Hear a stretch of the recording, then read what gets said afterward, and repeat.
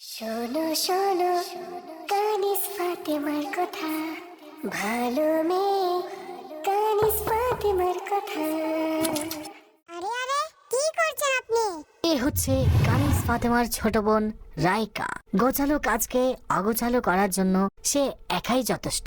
সব সময় দুষ্টুমি করাই তার কাজ। আপু, আমি তো মেকআপ করছি। আপনি তো মেকআপ করছেন না, মেকআপ নষ্ট করছেন। কোনো কিছু নষ্ট করা গুনাহের কাজ। আর বাচ্চাদের এমনিতেই মেকআপ করা উচিত নয়। আমাদের উচিত বড়দের কোনো জিনিস অনুমতি ছাড়া ইউজ না করা। আর এ হচ্ছে কানিস ফাতেমা। সে চায় সব সময় কাজ গোছালো হোক। সে সাথে নিজের বান্ধবীদের বোঝানোর চেষ্টা করে। দেখুন তো কে এসেছে বাইরে। আর হ্যাঁ শুনুন, জিজ্ঞাসা করে দরজা খুলবেন। আরে আসছি ভাই, এত তাড়া কিসের? কে? আমি আরিবা। ইয়ে! আ!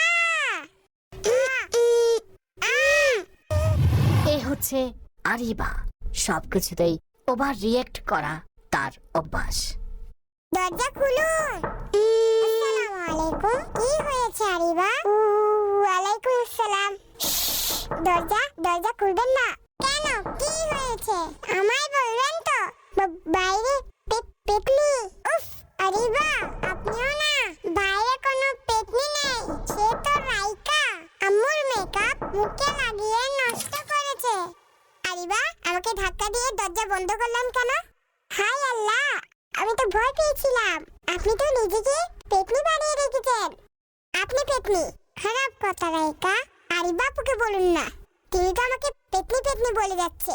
হ্যাঁ অবশ্যই, তারও বলা উচিত হয়নি, এটা খারাপ কথা। আল্লাহ কোরআনে পাকে বলেন, ওয়ালা তানাবাজু বিল আলকাব। একে অন্যের মন্দ নাম রাখবে না। সরি রাইকা, আমি আপনাকে পেতনি বলেছি।